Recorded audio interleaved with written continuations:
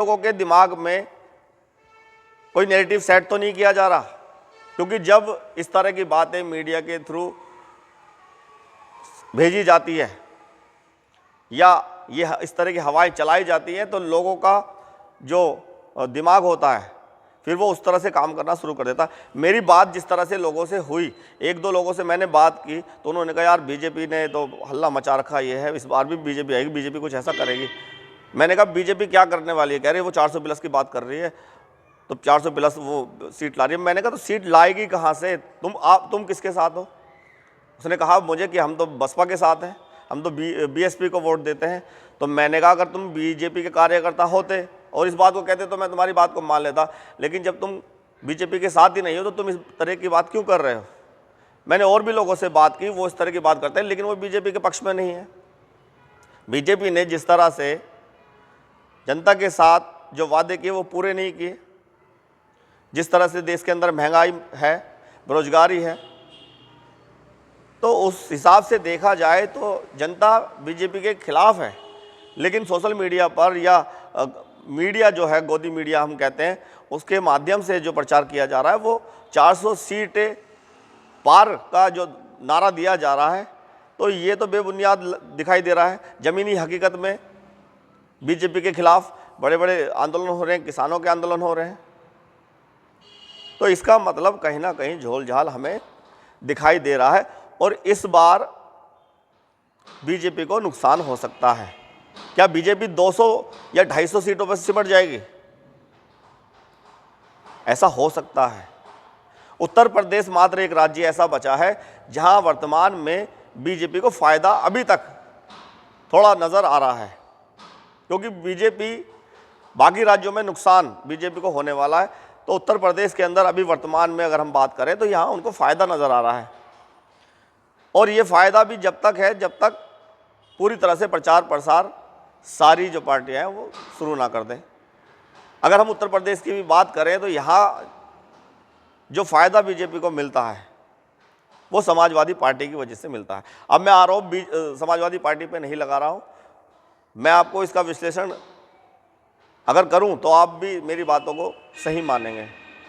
आपने देखा होगा कि उत्तर प्रदेश के अंदर जनता ज़्यादातर धर्म पर वोट देती है। काफ़ी लोग बीजेपी का जो ये एजेंडा है इससे बाहर निकल चुके हैं, वो समझ चुके हैं कि ये सिर्फ बीजेपी जो एजेंडा चलाती है वो वोट लेने के लिए चलाती है। और समाजवादी पार्टी जो है वो कहा जाता है कि ज़्यादातर समाजवादी पार्टी के साथ मुस्लिम लोग जाते हैं। जैसे कि 2022 के अंदर की बात करें तो सबसे ज़्यादा मुस्लिम लोगों ने समाजवादी जो पार्टी है उसको वोट किया। लगभग 81-82% वोट मुसलमानों ने एक तरफ समाजवादी पार्टी को किया। और चुनाव को इस तरह से बनाया गया कि ये टक्कर है दो पार्टियों के बीच में। किस किस के बीच में? समाजवादी पार्टी और बीजेपी। जब इस तरह का माहौल बनेगा तो इसका सीधा सीधा जो फायदा मिलेगा वो बीजेपी को मिलेगा। और ये फायदा मिला, समाजवादी पार्टी ने अपनी सीटें तो बढ़ा ली लेकिन सरकार वो नहीं बनाई, नहीं बना सकते। जब इतना 82% मुस्लिम एक तरफ चला गया, एक ही तरफ चला गया, उसके बावजूद समाजवादी पार्टी ने सरकार नहीं बनाई। और अगर अब 2024 की हम बात करें तो वही मुस्लिम समाज को बात समझ में आ गई है कि समाजवादी पार्टी बीजेपी को फ़ायदा हो रहा है, समाजवादी पार्टी की वजह से वो सरकार नहीं बना सकते। अगर बीजेपी को सत्ता से बाहर करना है तो हमें मायावती के साथ आना होगा। अब अगर मायावती की बात करें तो मायावती के पास खुद का अपना बहुत तगड़ा वोट बैंक है जो 2022 में शायद इधर उधर चला गया था, लेकिन जिस तरह से अब मैं गांव-गांव जाकर लोगों के बीच में बात कर रहा हूँ, पूछ रहा हूँ, वो मुझसे कह रहे हैं कि हमने जो गलती 2022 में की वो भी बीजेपी को सत्ता से बाहर करने के लिए की, लेकिन हमारी वोटों का कोई फ़ायदा नहीं हुआ, नुकसान ही हुआ।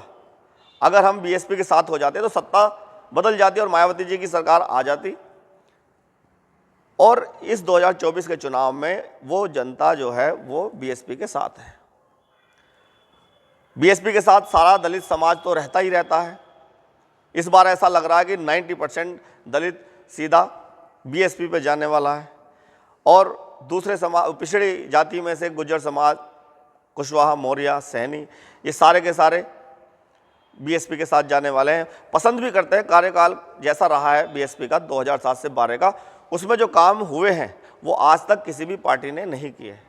आज अगर हम उत्तर प्रदेश की बात करते हैं तो उत्तर प्रदेश में बीजेपी सरकार है, और विपक्ष की बात करें वर्तमान में तो समाजवादी पार्टी को मजबूत मानते हैं। लेकिन ये सच्चाई है कि उत्तर प्रदेश में सबसे ताकतवर नेता आज भी बीएसपी ही है। अगर किसी को भी सत्ता से बाहर करना है तो वो सिर्फ बीएसपी कर सकती है। अब मुसलमानों का क्या सोचना है? अब मुसलमानों का सोचना है कि जिस तरह से हमने समाजवादी पार्टी को एक तरफा वोट दिया, कोई फ़ायदा नहीं मिला, लेकिन अगर बीएसपी के साथ वो मिल जाते हैं तो बीएसपी का खुद का वोट बैंक और मुसलमानों का वोट बैंक और पिछड़ी जाति का वोट बैंक, और आसानी से सत्ता से बीजेपी को यहाँ से बाहर किया जा सकता। इस बार ये नैरेटिव सेट हो भी रहा है, लेकिन कांग्रेस या समाजवादी पार्टी ये नैरेटिव चेंज करने के चक्कर में फिर से माहौल बीजेपी वर्सेस समाजवादी पार्टी का बनाने की कोशिश करेगी, और उससे नुकसान किसका होगा? फिर से जनता का नुकसान होगा, वोटों का नुकसान होगा, फिर से बीजेपी आगे निकल जाएगी। फिर वो एजेंडा तैयार हो जाएगा बीजेपी का, हिंदू मुस्लिम वाला, और उसमें वो आगे निकल जाती है। सच्चाई ये है, क्योंकि जितनी भी पार्टियां हैं, ये कांग्रेस है या समाजवादी पार्टी है, अगर ये वाकई में संविधान की बात करते हैं, लोकतंत्र को बचाने की बात करते हैं, आपने देखा किस तरह से एक एक सीट के लिए लड़ रहे हैं। आज जो समाजवादी पार्टी वो 17 सीटों पर बात बना रही है, कांग्रेस के साथ बन गई है। क्या वो आरएलडी जब उनके साथ थी, जब इतनी सीटें दे रही थी? नहीं। जयंत चौधरी को 7 सीट ऑफर कर दी, बात भी बन गई थी समाजवादी पार्टी की। कांग्रेस के साथ बात नहीं बन रही थी, 11 सीटें दे रही थी। अब जब जयंत चौधरी बीजेपी में शामिल हो गए हैं, अभी घोषणा नहीं हुई, लेकिन जिस तरह से वो चले गए हैं गठबंधन को छोड़ करके, समाजवादी पार्टी का साथ छोड़ करके, तो तब जाके वो 7 सीटें और उन्होंने कांग्रेस को दे दी। भाई 11 और 7 18, तो वो आरएलडी वाली सीटें हैं। तो अब ये देखिए, एक एक सीट के लिए जो इंडिया गठबंधन के लोग लड़ रहे हों। पश्चिम बंगाल में ममता बनर्जी सीट देने को तैयार नहीं है, 2 सीटें देने को तैयार है कांग्रेस को, कांग्रेस 5 मांग रही है 42 सीटों में से। तो जो इंडिया अलायंस पूरा का पूरा है, वैसे तो वो ये कह रहा है कि हम संविधान को बचाना चाहते हैं, हम लोकतंत्र को बचाना चाहते हैं। जनता भी उनके झांसे में थोड़ी बहुत आ जाती है कि वो इस तरह से कह रहे हैं, लेकिन जनता ने अब इस बात को भी देखा कि वो लोग जिस तरह से राजनीति कर रहे हैं, एक एक सीटों के लिए, 2-2 सीटों के लिए लड़ रहे हैं, वो संविधान लोकतंत्र बचाने वाले नहीं हैं। ये सब बेकार की बातें वो कर रहे हैं, अपने फायदे, अपने स्वार्थ के लिए सिर्फ गठबंधन बना के उन्होंने रखा हुआ है। और फिर मायावती पे आरोप लगाते हैं कि मायावती अकेले चुनाव लड़ रही है, और वो अकेले चुनाव लड़ रही है तो वो फ़ायदा बीजेपी का कर सकती है। लेकिन सच्चाई तो ये है कि बीएसपी और बीएसपी के जो वोटर हैं, सबसे ज़्यादा संविधान को बचाना तो वही लोग चाहते हैं। आप देखिए कि एक ही पार्टी संविधान के दायरे में रहकर काम करती है, ये सबको पता है। इसमें मैं तारीफ नहीं करूँगा बीएसपी की, सबको पता है कि बहन जी का जो राजनीति करने का तरीका है, वो कभी भी धर्म पर राजनीति नहीं करती और सबका सम्मान करती है, सारे धर्मों का सम्मान करती है।